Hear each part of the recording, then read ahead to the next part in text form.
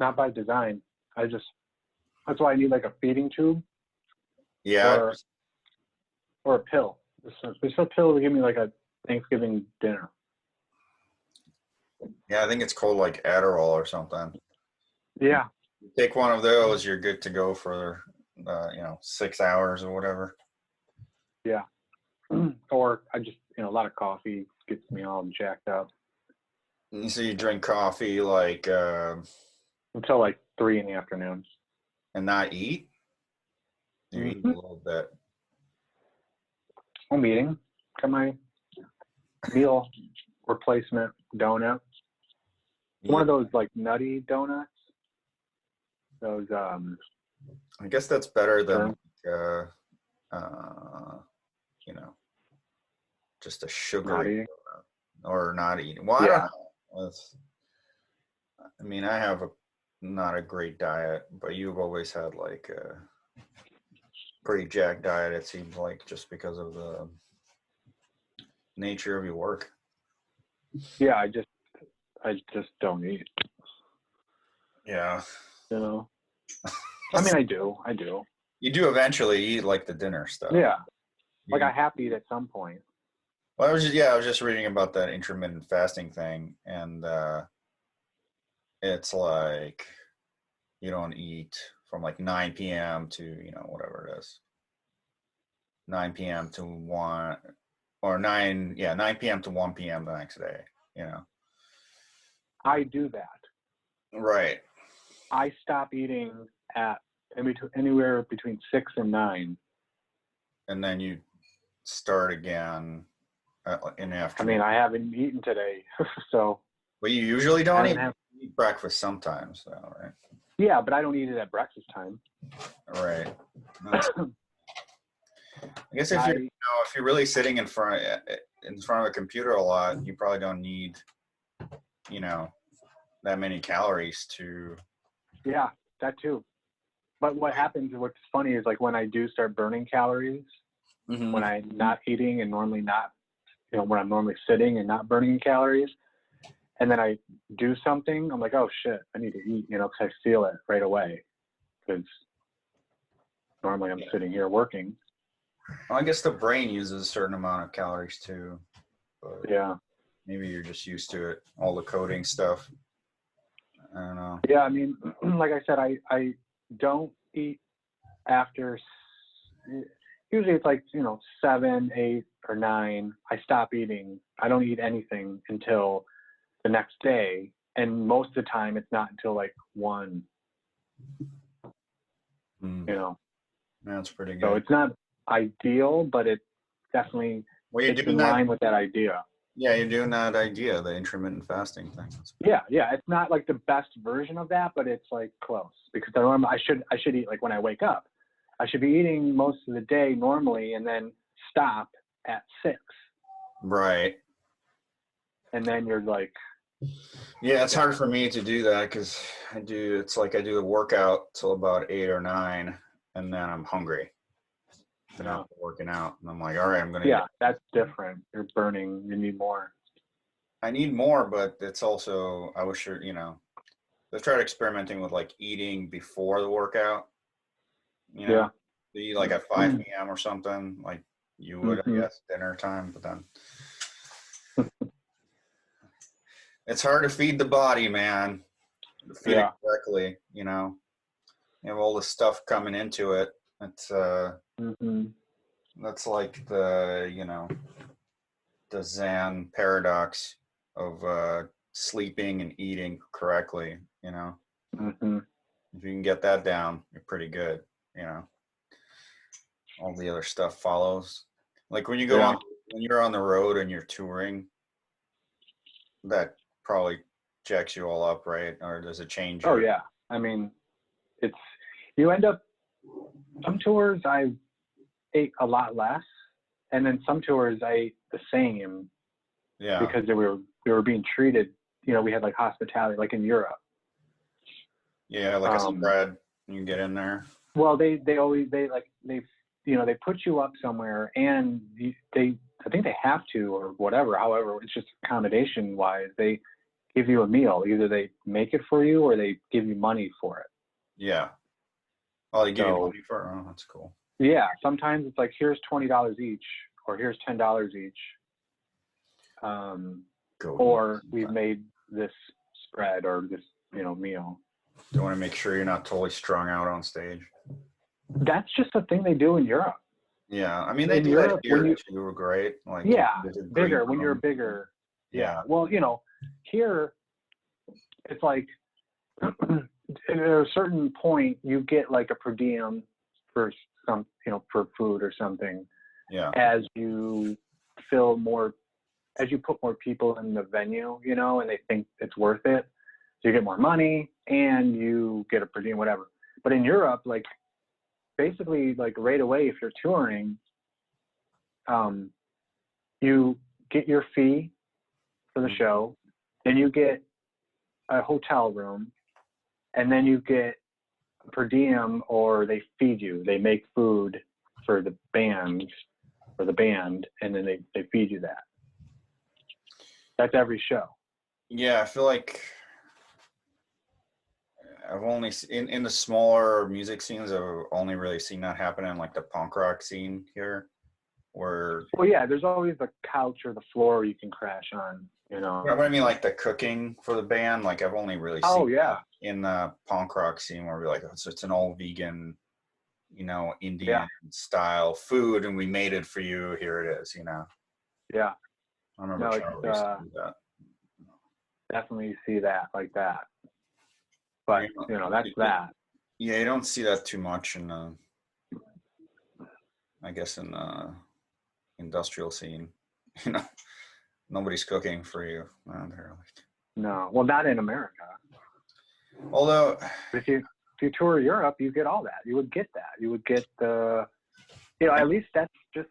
I can't even. I can't get out of the country now. Anyway, I got no passport right now. So. Really? Yeah. It expires? No, I just never got it, and then I need to get my naturalization certificate again, which says that you're a citizen. I used to have a copy of it, is what you need to have, because usually when you go to get a passport, it's like you need a, what do you call it? The birth certificate. Mm-hmm. I don't have one of those, and then I wasn't born here, so like I have this naturalization certificate. And so to get that replaced, it's like $550 or something now. And I don't think they're replacing them right now because of this COVID thing, Yeah, no, that makes weird sense.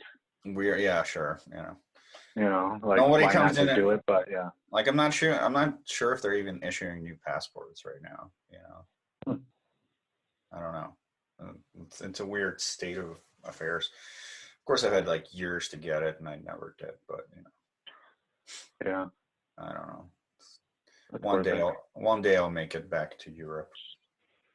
Yeah, I think we were supposed to play near Belarus. This tour that is now canceled, or canceled. Poland or something, or. Well, yeah, but somewhere further. Oh. I mean, I don't think you'll be playing Belarus because the guy's a nutty dictator, but. Yeah, it was. Well, yeah, I guess it was Poland, like Warsaw, a couple Warsaw. Well, it's right next to one in Warsaw, one in Krakow. Yeah, it was like because it's the north of Poland. Yeah, is it north or is it? Yeah, I don't know. I'm trying to think of it. Oh wait, no, I'm thinking Warsaw, not Warsaw, Krakow, or the other major city is north. North of Belarus, or north? Just north of the country. Yeah. At the north. Yeah, we're right on the border there. That's for sure. It was like if you could escape the Iron Wall, you'd go to Poland sometimes. Yeah, it's not. I don't even know how to pronounce this. The city is Gdansk. Or the Gdansk, or I don't know how to pronounce it either. Yeah, that was our first show, actually. Really? Okay. And that is right there next to some next to Minsk. It's probably not Kaliningrad. Kaliningrad. Okay. Yeah. Yeah, those Gdansk, or however you pronounce it, is like there's actually a pretty cool coil show from that. That's a live recording. That's where I've seen that, because the spelling looks weird, and I've seen it before. Yeah, when they were doing those shows in the early 2000s, they played that for whatever reason. I don't know. So that's interesting. Well, I mean, we had our first show of the tour was booked there, so there's something there. There's some. Yeah, there's a scene apparently. Yeah. Weird dirt music. Yeah. So your tour's canceled. So when was the tour supposed to be? May 29th. Oh, okay. Until June 15th. Yeah, I guess it would be kind of too soon. It seems like they're reopening Europe a little bit, but it's kind of like country by country. Yeah. Depending who's, like Germany seems to be doing okay. I don't know, but I don't know. I just don't think it's politicized or public. Like I think they got bad shit going on there too. Yeah, they do, but they're like, I mean, way less than they could, I think. Sure. We're just killing everybody. We got those numbers. We're winning. Mm-hmm. We're like, yeah, you got 50,000. We got 1 million, dude. Like, that's fucked up. We do it big here. We do it big. We don't mess around with this. Mm-hmm. Kind of cool. You can see all my shit back here on Zoom. I know. Like you set up the shot of something, but that's just your background. It's just how this shit looks. Yeah. Yeah. Other screen sharing tools, like they crop it in more. It's like, okay. Like less shit. Interesting. Mm-hmm. No, I've been doing a lot of stuff with Zoom and the Kung Fu stuff, and right. I mean, it's working. It's definitely not like the real thing or anything, but it's a weird virtual substitute that nobody ever thought about using before this thing, or kind of thought, we're always like, oh, online classes, something, but now it's like we're using this, Yeah, there was this whole infrastructure of screen share conference call tools. Right. That, like people like me or other, in the industry that you use all the time. So it's already there. So yeah, it makes sense that it's used now for like, classes or just more than just business meetings. Yeah, like Azar School is doing that too. Oh, wow. Not like a whole day, but just, they check in, every couple of days they have like an hour, 2 hour Zoom thing. Mm-hmm. You see like all the kids, Yeah. muted, Like a bunch of, yeah. Because you don't want them, whatever, freaking out. Sure. But that's funny because they're chatting. You got the little chat thing, so they're chatting privately at each other. Yeah. As the teacher is talking, and they're like, "Hey, how's it going?" They're not really saying anything, But, oh man. Yeah, so that's too bad about that tour. So yeah, is it you trying to reschedule some of that, or are you not even trying to? No, we're trying to. Well, we're with Swamp Booking. Okay. And we have a booking agent, Wade, and he is trying to do a reschedule, like figure out what that would look like. So you see the guy that hooked up the shows, or did you? Yeah. I remember back in the day you were like booking them yourself or something crazy. Well, this is the first time we've decided to work with a booking agent. And so we met with a couple, and then we decided to go with this guy because Swamp does a lot of booking for other bands. I think they do Hyde and Adult, and That's cool. So they handled all of it. Yeah, I mean, that whole industry is, I mean, it's got to be hurting pretty bad right now. No Yeah. shows at all, like, Mm-hmm. for a foreseeable future. And it's not like as a band you guys can even play. Well, I've been doing this little streaming thing with like industrial Detroit stuff, you know, but you guys can't really, I don't know how you would do that as a band. Yeah, and we're not getting together right now, so. Well, that's what I'm saying. Like, if you, I don't know, there's like playing virtually. right. The technologies, me and Dave were talking about it. Like, the technology is not quite there for that, and especially if you got MIDI stuff going on, you know, like how would you? Well, you know, with us, we're standalone. Essentially, I mean, I do send Paul MIDI, but it could not happen that way, and I'm playing and banging out the keys independently from sending them clock.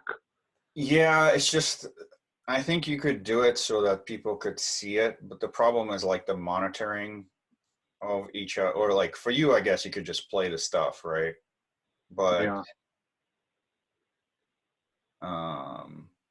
Paul, I mean, how Rolling Stones or these other bands are doing it? are they? Yeah, they're all playing an instrument independent, in different areas, and I don't know. I mean, there's obviously more sophisticated equipment than Zoom.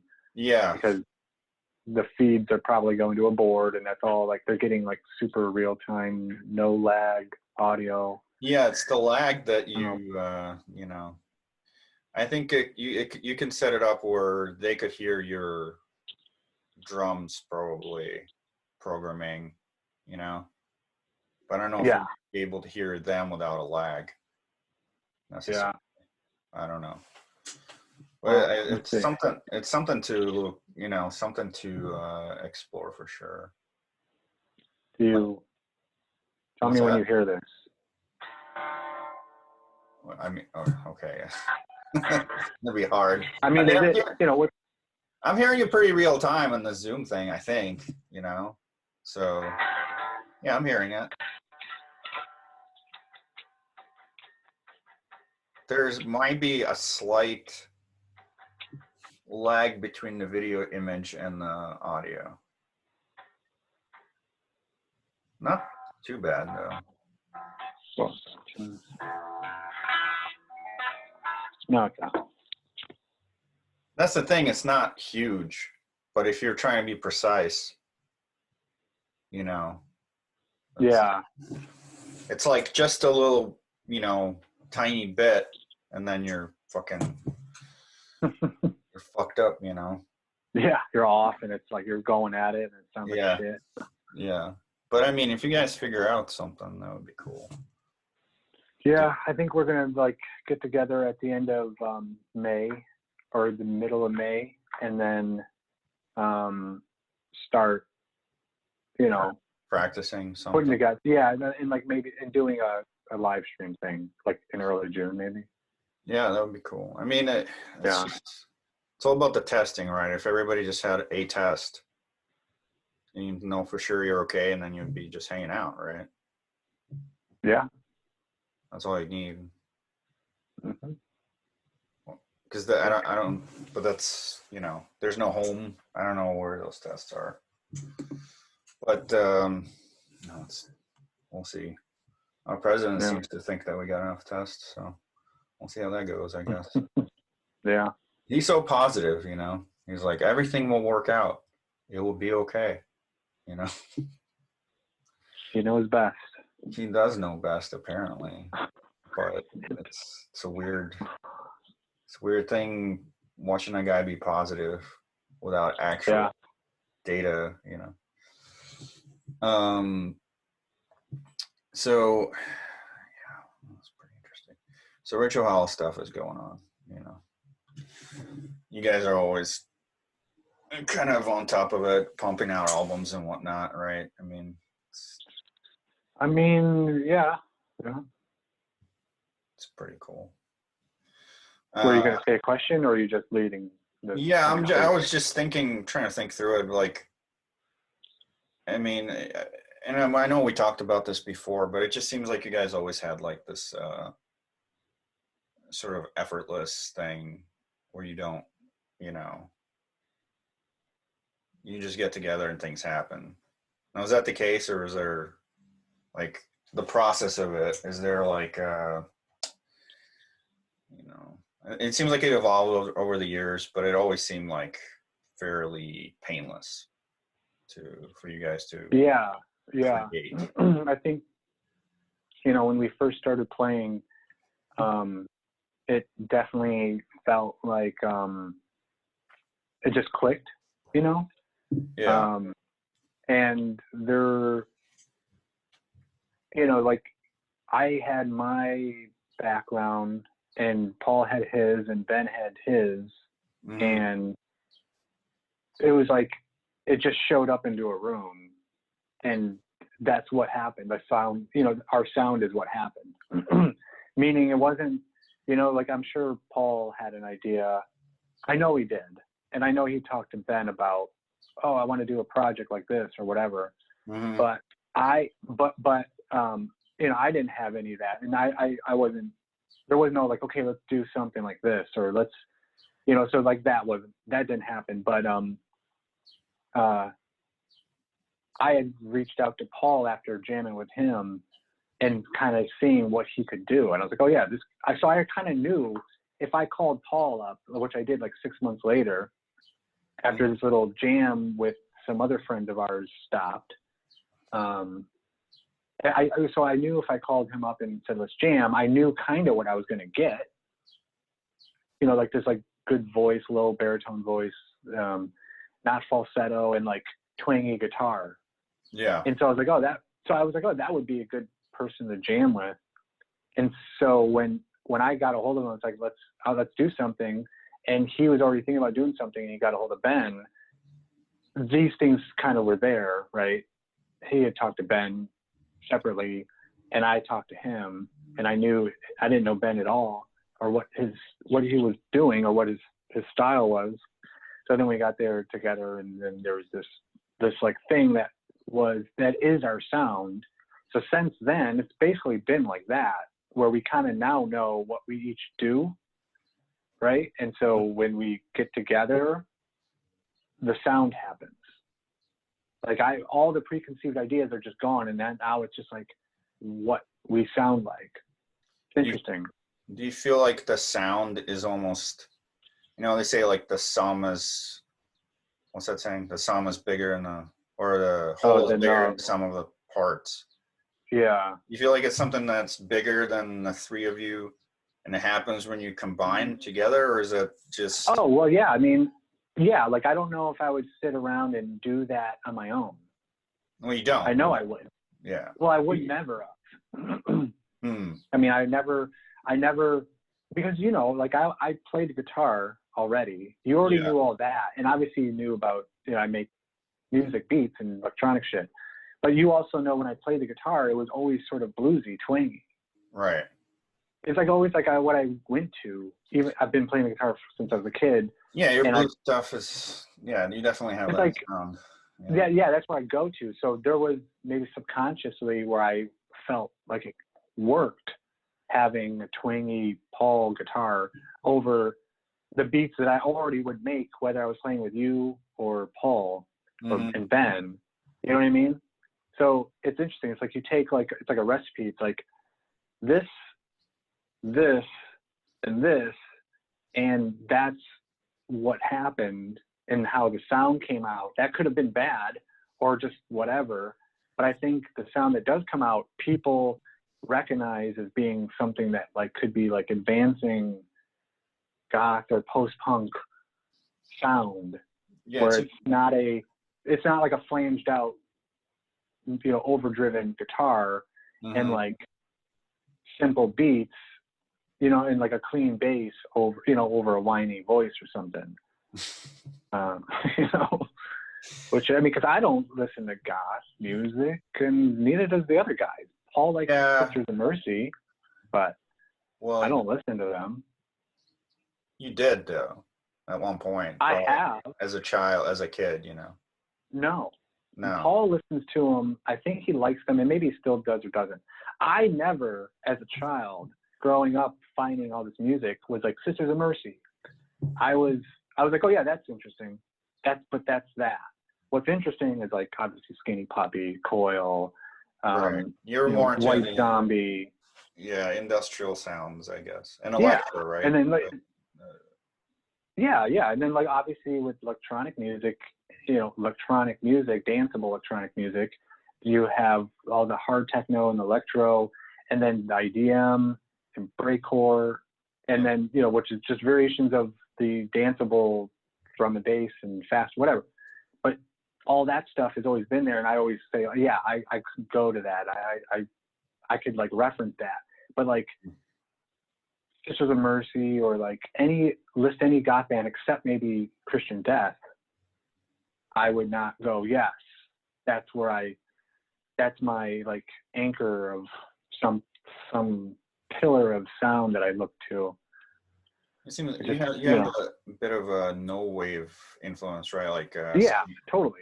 Sonic Youth and maybe Swans. I'm not sure. Like oh yeah, I was just listening to some Swans yesterday, but like DNA and Theoretical Girls and Lydia Lunch and Teenage Jesus. I mean that was like before my heavy industrial, not phase, but interest, because it definitely was for me like, hardcore punk rock, like Minor Threat or DOA or whatever, the DC punk stuff, and then Negative Approach, Michigan shit, and then into like White Zombie style, like evil hard rock metal, Marilyn Manson, that whatever the fuck that was happening at that time, into no wave, then was sort of like Skinny Puppy and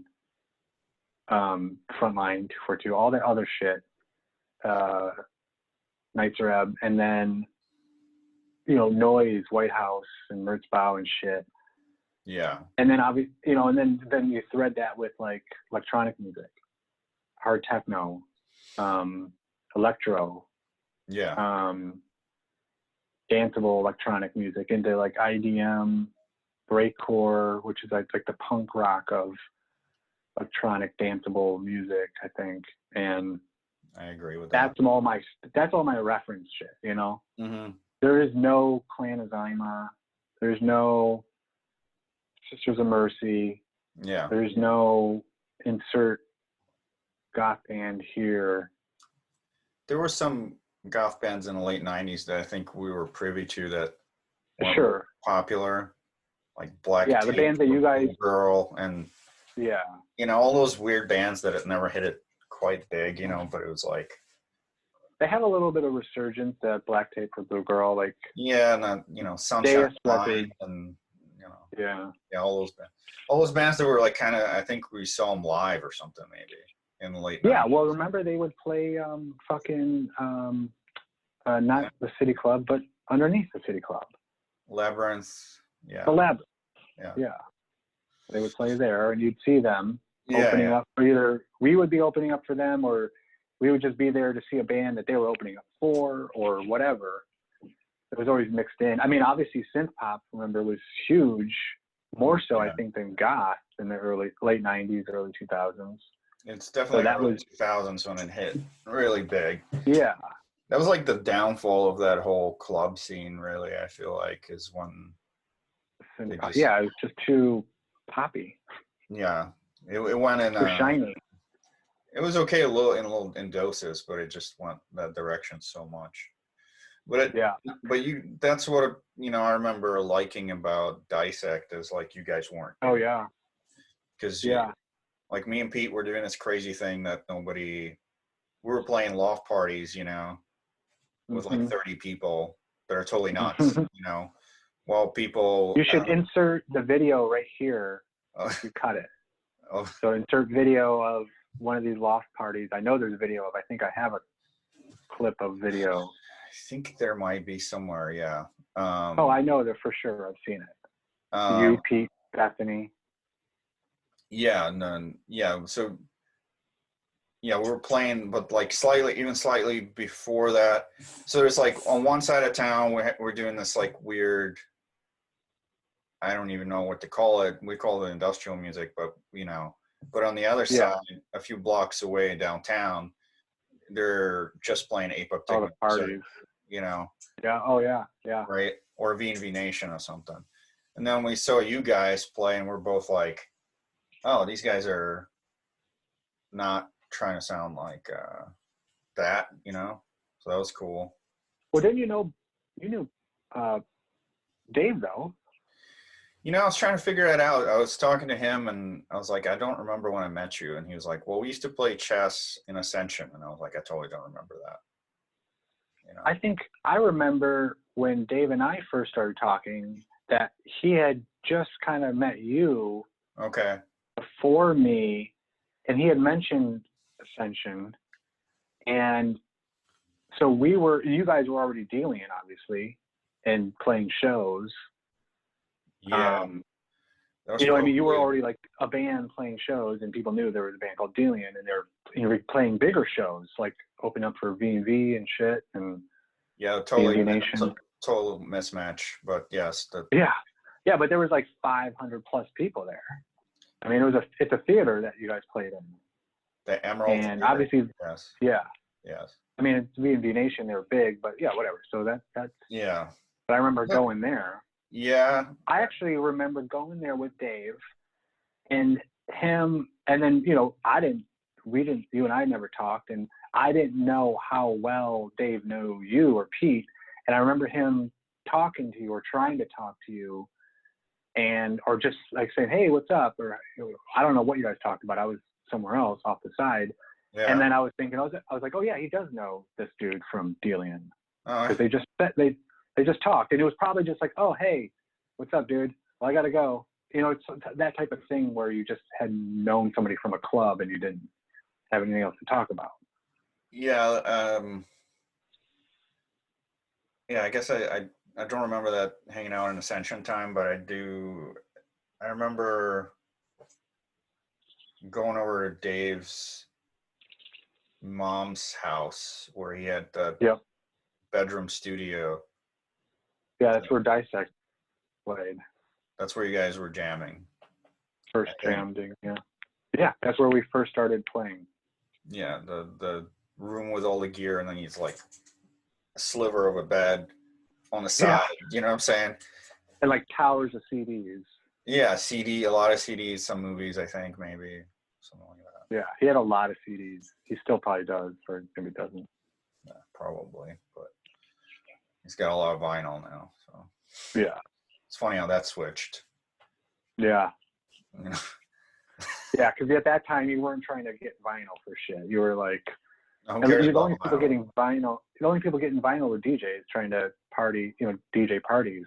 I don't even think the DJs were looking for it that much. Oh yeah.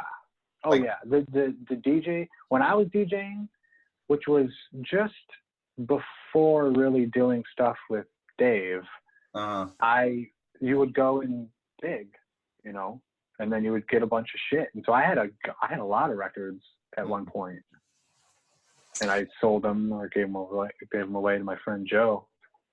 You guys were playing like non-industrial stuff, right?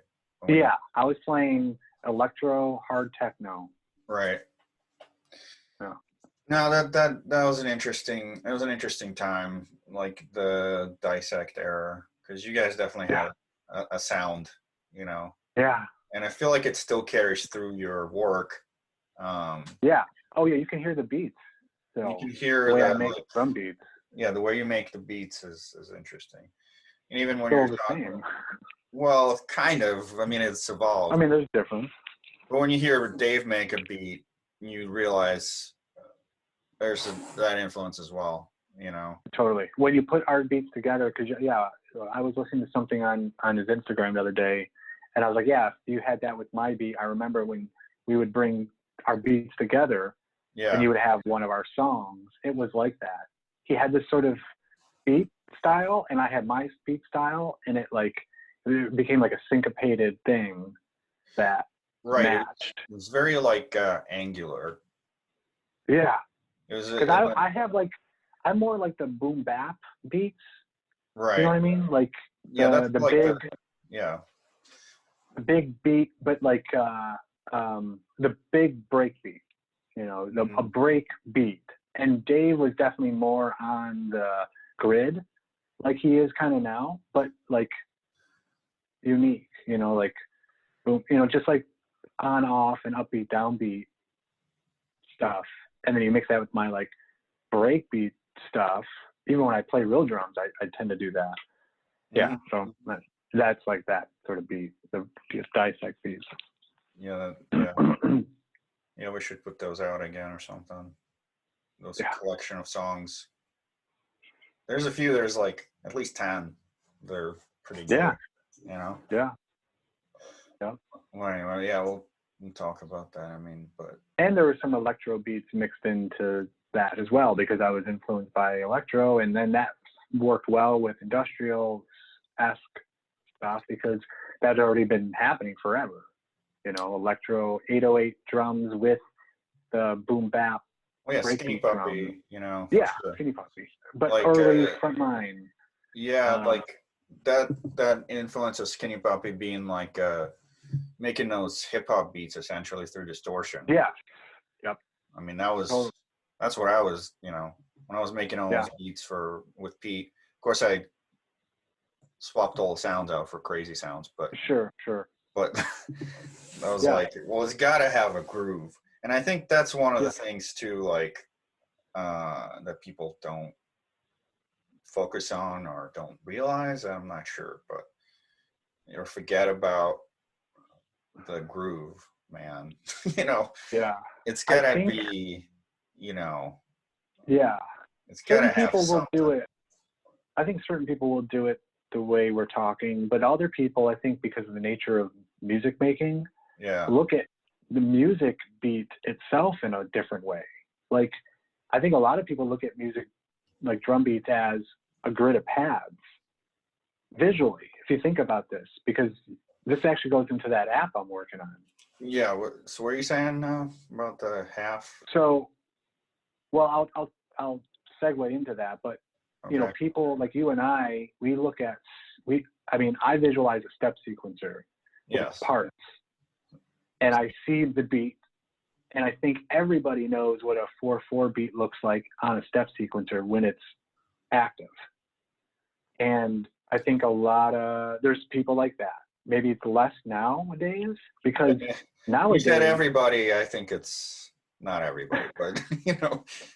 I mean, even now, I think people that bang out drums know what a 4/4 beat looks like on a grid. I think they know that. Yeah. But that's it, though. Like, I can tell you what a fucking crazy breakbeat looks like on the grid. I can just tap it out. I can activate the steps by memory of a funky beat, right? But so a very smaller group is thinking like that.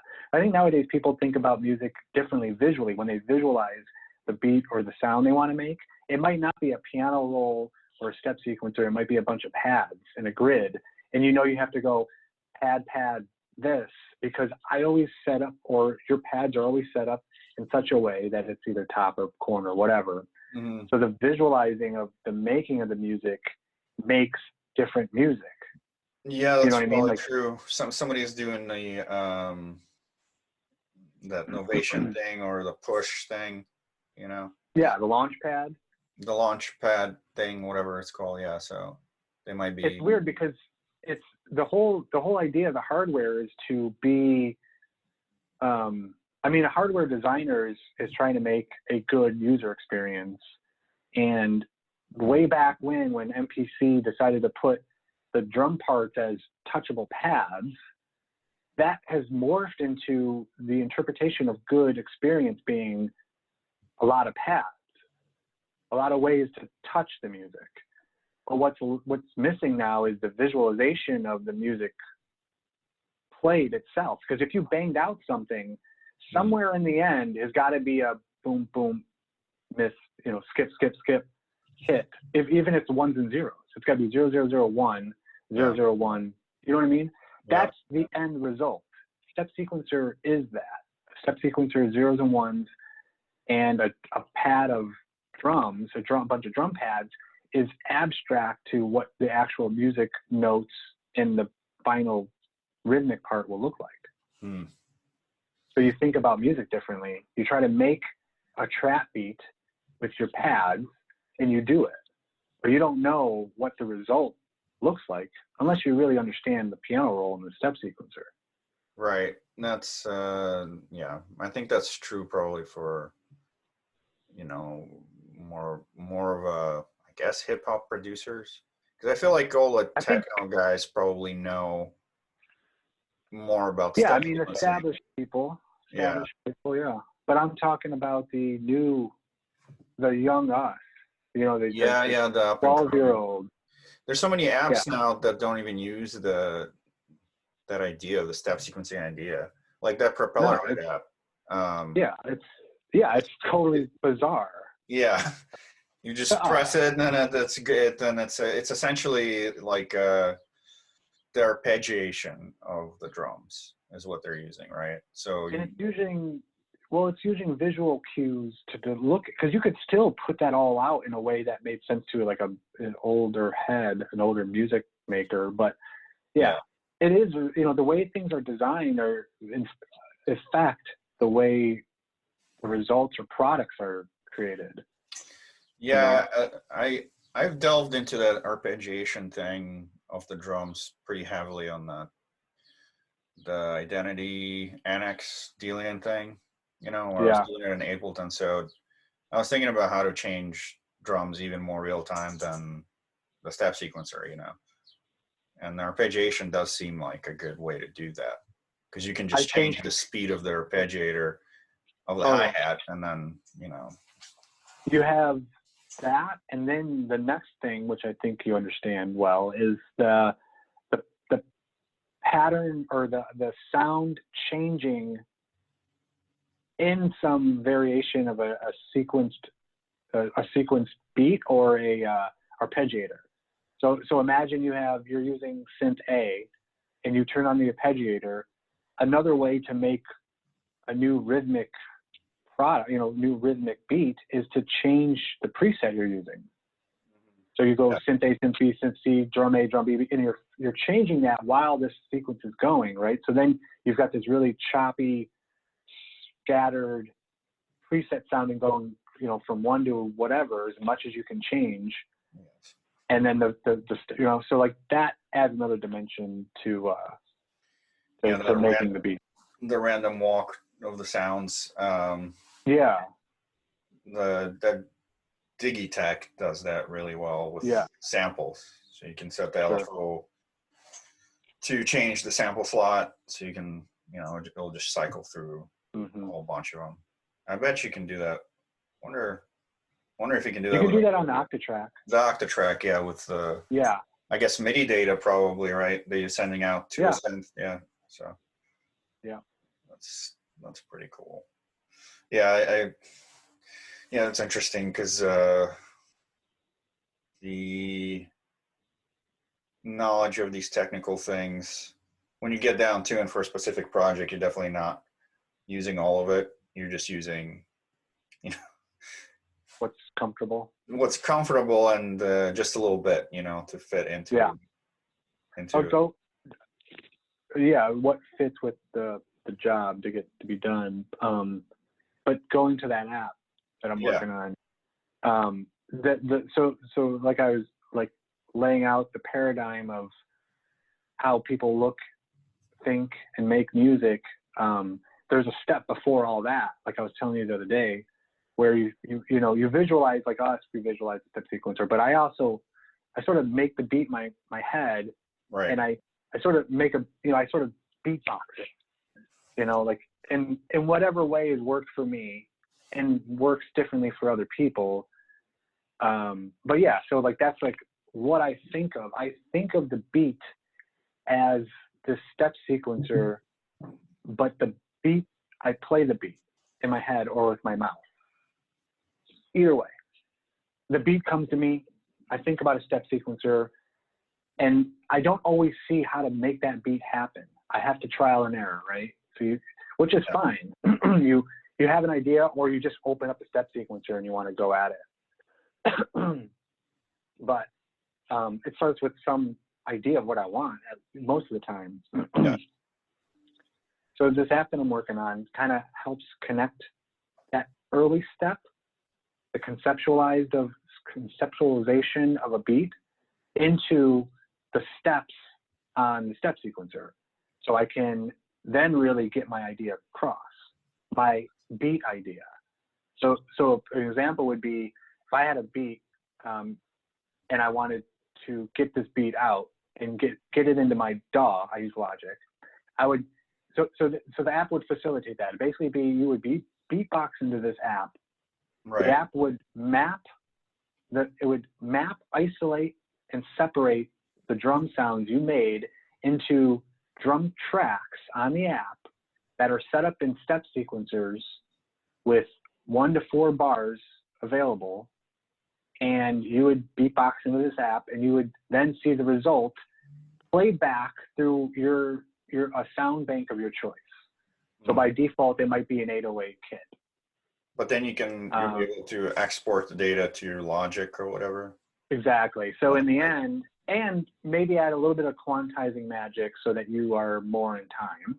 Sure. But then you can change that manually. But let's say we give that to you by default, because why not? You're not perfect. You beatbox that in, you see the beats, you play it back, you say, that is it. The main goal for me is to export that and finish that in Logic or Ableton or whatever. Yeah. And that really does help. It's like a beat making sketch pad. No, it's a way for you to like get the idea out, and then you can manually active notes like a normal step sequencer. You can activate notes. Yeah. And then export the whole thing. Regardless, you're trying to get an idea out. And yeah, so this app I'm working on is basically trying to facilitate that. The mathematics of it are pretty fascinating. The taking of the audio spectrum and narrowing it down to fit into a specific drum sound spectrum, I guess, where you say, this is the snare spectrum, and this is the kick, or hi-hat. Mm-hmm. Or there's multiple layers to measure from the incoming audio to define that. Right. You have your time domain and your frequency domain. Mm-hmm. So you need to look at both, right? Because you need to know how long that is at what frequency. And so I've been doing my research, obviously, and I've been working with a data scientist who does digital signal processing. And so far, she has been able to isolate the low and high and mid frequencies of a real drum beat. It's actually, I'll have to play it for you sometime. It's pretty amazing. She took an amen break, ironically, and she isolated to pretty goddamn good precision the kick, the snare, and the hi-hat out of an amen break. And it's not like it's a gate or something. It's like you can hear the cymbal very clearly in the snare separated from the traditional amen break. Yeah. So she's getting closer. Yeah, I mean, I suppose the technology sort of exists. I mean, you have Abletons where you can take an audio file in Abletons, and I think Logic does this too, right? Where you can convert it to MIDI. Yes. Right. So it throws out some MIDI notes. But this is I like the idea of it going straight into the sequencer and having multiple sequences already laid out of like the snare, the kick, and whatever it is. Yeah. The thing that DAWs do now is they just take the parts, they chop them up into little samples, and they put them on C, B, C, D, E, etc. Yeah, and then you can extrapolate it from that, I guess, to... Sure. You can do pitch detection from that, but it's not like this, where this is literally like, if it's a kick, it's this designated MIDI note. If it's a snare, it'll never be anything more than middle C for the kick. Whereas, like I said, the DAW, if you do an amen break, it would give you multiple steps on the roll for kicks that happen all the time. imagine if you threw in and like Fruity Loops does this too, but Ableton or whatever, and you turn that sample into a MIDI piano roll, and instead of having a really long roll like you would, depending on how long your drum beat was, it was just 2-3 notes, and it was just a doom doom tink doom doom tink like that. Yeah. It's actually surprisingly complex to do. That's No, why you don't see it. It sounds complex because of the filtering you have to do with the data. Yes. You have to filter that data to fit. But it just makes me think that there's a lot more applications to that, even as far as making music. Because if you take like the conversation that we're having, and you put it through that app, you know, something more long form like that. Mm-hmm. And, you know, if it could do that with, of course, you know, when you have somebody's beatboxing, it's a specific frequency of sound. It's limited. Yeah, it's limited. It's more niche. But yeah. But if you have, if you open it up and change the filters a little bit, I guess, I don't know. I know you're not trying to do all that, but it's. No, I am. In a way. Yeah, like if you had the if there was some user ability to change the filtering of the frequencies, but it would have to go back. You would have to go back to the algorithm. I know this for sure because what I'm having built is being done first in MATLAB, so that all the math is worked out, and then the algorithm is going to be compiled into probably C++, something that can be exposed to which I think I'm going to use a library called Juice, Juce. Right. And Juice is a music creating, audio filtering library that is, I mean, Korg uses it, Ableton is built with it, etc. The list goes on. And it allows you, it gives you all of this music making tools, including audio filters, but then sequencing, quantizing, tempo control, tracks, volumes, metronomes. But the plan is to create that create a bridge to that. Yeah. So if I was looking at sort of a flow chart, you would have this compiled algorithm down to C++, and then you have this then you have the interface, which right now is done in Swift, which is native to iOS, but it's here. Then you had the Juice layer, which was a function that stood alone, so that currently it plugs into the UI, which I guess over here would be the algorithm compiled, and they would be working together, but it's plugged into the UI, but that you can plug that into something else. That something else could be like a learning app, in which you would take that compiled algorithm and you would add another either additional function or recompile, redo some algorithmic stuff and compile a more robust version of it that then feeds into this. If you were creating a data pool out of all the users that are using the app, which I would be doing, and then updating the algorithm from that, essentially creating some kind of learning scenario there for it. The plan is to, I want to have a sort of a vocal trainer onboarding feature when you first load the app, that it's a 1, 2, 3 steps, and it asks you to make these kick beats or sounds, and it asks you to make a snare sound, etc. And it takes your data as the local sampling, so that the locally installed app has your version of a kick, your version of snare, in which it uses and measures against to say, is this kick, is this snare, is this hi-hat? So then those we would have access to as well as a greater data pool. But individually, you would have your own data pool, hopefully, where you train the app. The app. Yeah, and then now when you make your kick sound, because everyone makes kick sounds differently. And Yeah, and so there's only so many sounds our mouth can really make too. Like a version, like it gets subjective of what is a percussive sound after kick, snare, hi-hat, open hi-hat, and close hi-hat. Everything else is sort of like, well, it could be this, could be that. Could be a shaker, could be a tambourine, could be a wood block, could be a cowbell. You know what I mean?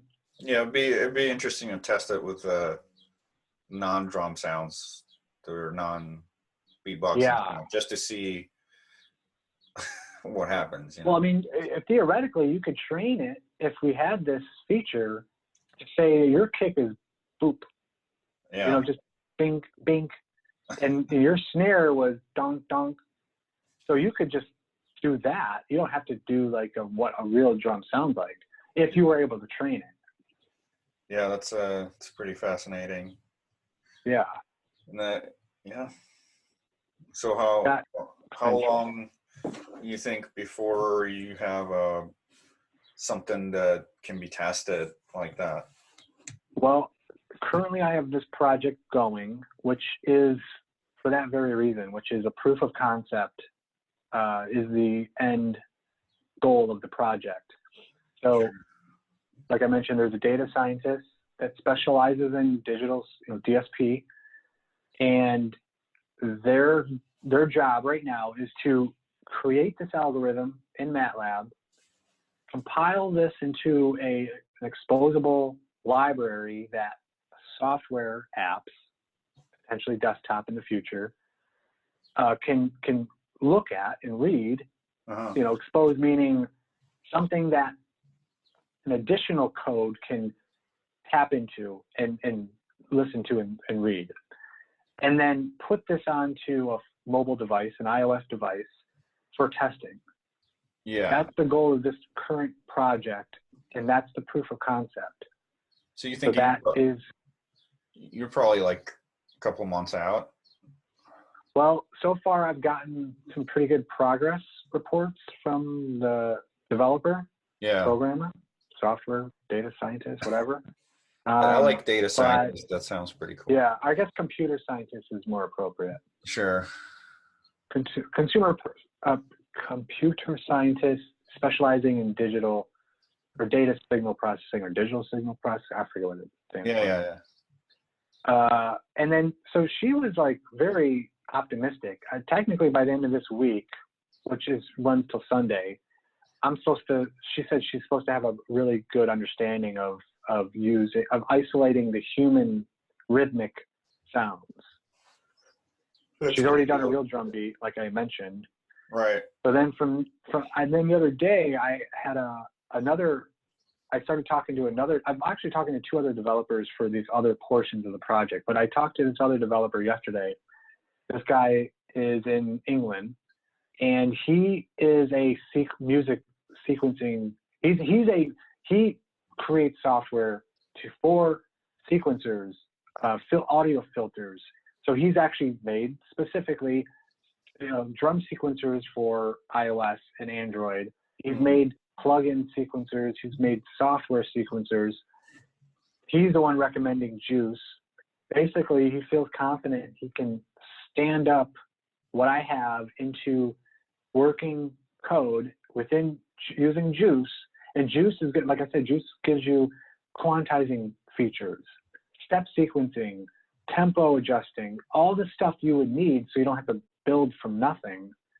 That gives you all that. And he's going to take what this other developer is working on, computer scientists, and with some coordination, making sure that he can pass the audio stream into this compiled algorithm.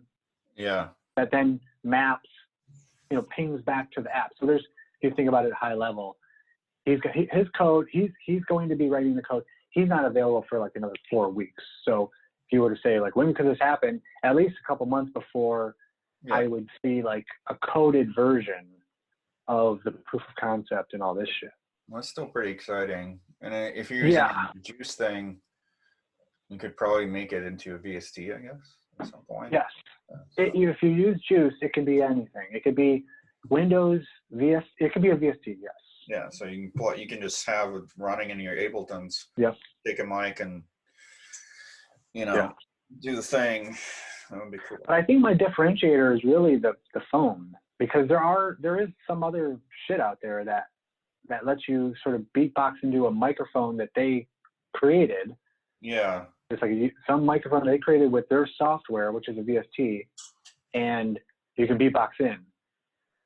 So I don't want to necessarily go directly there yet. It's really about your phone. Your phone is, you got the best pocket computer with a smart microphone right there. It's interesting. A couple of things it makes me think of is when I used to teach in these charter schools in Detroit in the early 2000s, there was a lot of kids that were really good at beatboxing. Really, really good. Like, oh my God, you should be on TV. I don't know where you go with that. America's Got Talent. With that kind of talent, right? Them beatboxing skills, and then, there's one kid in particular who was so ADD, a super big kid too. But he could beatbox, like, it was amazing. It sounded like he was making like more sounds than it's possible to make, kind of thing. Yeah. It's like all this clicky and yeah, all sorts of. It was weird. It was almost like a synthesizer going on, And I was like, God, that's amazing, But that is true though. It makes me think. There's people that make that extra level of sound making. But they met a few of those kids, but it made me think of when you were talking about this. It could be like, instead of a sample pack, I guess it could be a synthesized sound. Yeah, could be. Match the frequency, but also, yeah. Like, I mean, and I think it might be better to make my own sample packs or banks or whatever. Right. In which I am using analog gear or some sound design collaged analog gear wavetable to make a kick. Because, that actually is more fulfilling. There could be the fucking fluxion kit. Or, like, I think that's part of the fun factor. But it is, to that kid that you're mentioning, he probably never worked with a DAW. No. Right? So for him, this would be great. He would see instant gratification of his drum beat, turned into a real drum beat on a drum machine. He's probably like 35 now or something, but yeah, it's too late for that kid. But whoever has the next kid that has the smartphone now, Yeah. Because like back in the day, there was no. I guess there were cell phones. Was there cell phones in like early? Yeah. Yeah, I had a cell phone in like 2002 or 3. Yeah, you did. Well, so yeah, that's a pretty cool project. Hey, we gotta kind of wrap this up because I got something coming up here. You got another meeting? Yeah. One meeting to another. This was another meeting for you, so I appreciate the time. Yeah. Maybe we should end just by mentioning Mission to the Sun. Sure. So yeah, Mission to the Sun. It's a project that we've been. I was thinking about it. It's sort of like a crystallization of our work together. Mm-hmm. We've had other people involved in the project, and at this point, it's just the two of us.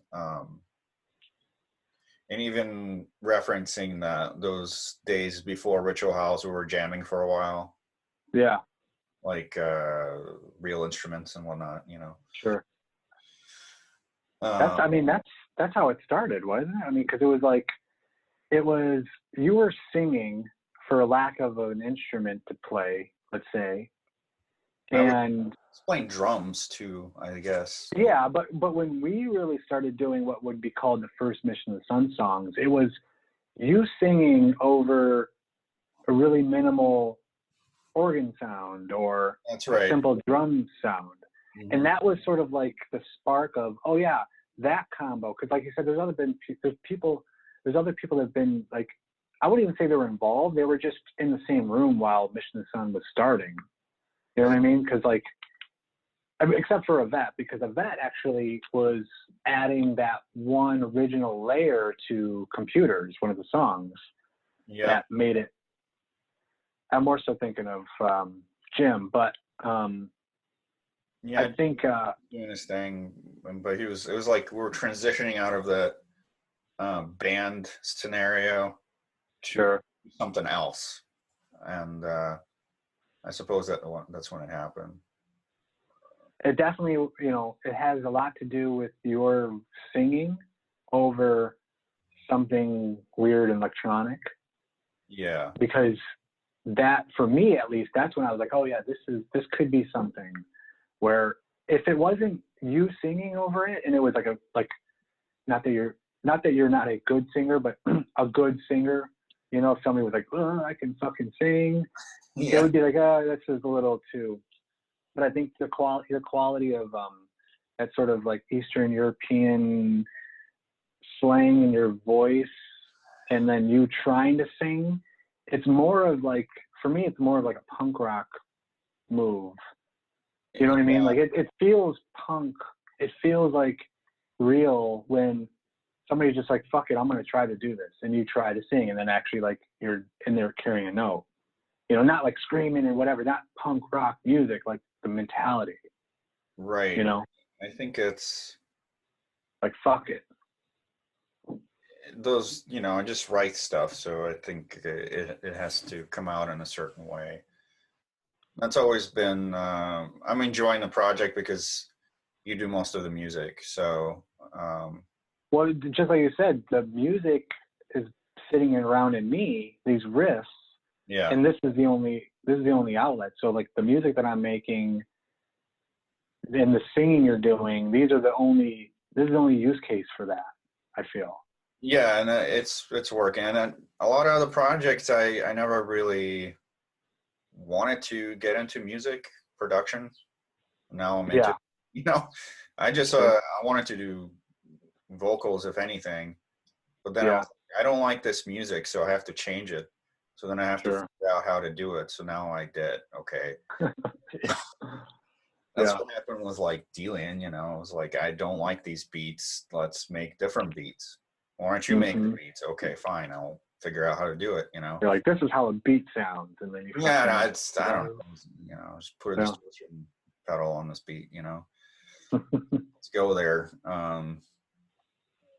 But Dealing was another crystallization process where it was like me and Pete, and by the time we actually have a record out, so I guess that happens.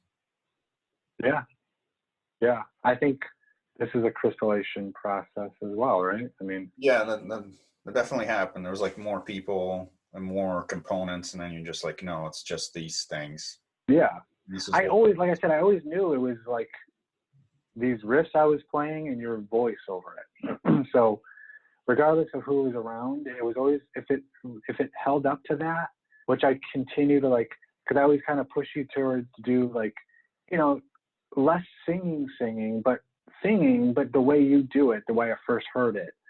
And I think that keeps it like authentically something that people that don't need to hear perfection and melodies or voice, singing, can be like, oh, that's raw, that's real, that's, I remember a particular session that was one of the first real sessions that we did, was that we did a scratch version of Computers and scratch version of In Your Eyes, I think. Oh, okay. Yeah. And you just played, we were hanging out in your loft, it was late night, we're both drinking, or something like that. And then you were playing that on it was either your Ion or the JX3P, maybe even. I think it was a JX3P. Yeah. And that was it. It was just, we're like, well, because we're kind of jamming too on these kind of all the electro industrial beats that we do. Sure. That's always fun. But then you were like, well, I'm going to play just this thing. And that's what worked, Like, actually, you don't need the spectrum of sound, you know. Well, you don't need the spectrum of rhythmic stuff. Yeah, I think we got that pretty well covered in our other projects, I guess. Yeah, exactly. You know, that's how I feel. Ritual Howls, that's your job, essentially. That's my like main job. Yeah, the beat. I write that. I mean, I am writing melodies and stuff, and I'm playing the synth. But yeah, it's writing the backbeat. You know, this fucking.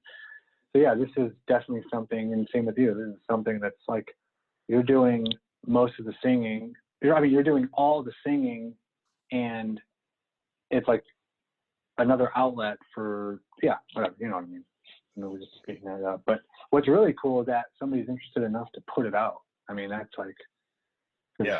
You just make this weird stuff, and then time goes on, and you're like, well, let's keep making it and let's refine it. And then you get to a point where like, this is actually decent. And then somebody other than us is like, yeah, we're going to release that because I like it too. Yeah. That's fortuitous. And yeah. So we're talking about the fall and sometime. All right. That's the plan. I mean, basically it's, the plan is that, Felt is going to put it out in the fall. Yeah. So that's good stuff. And, yeah. I guess we'll end it for now here. And any parting words? Nope. No. That's it. That's it. That's it, baby. Listen to music. All right. I know. All right, folks. Well, thanks for tuning in.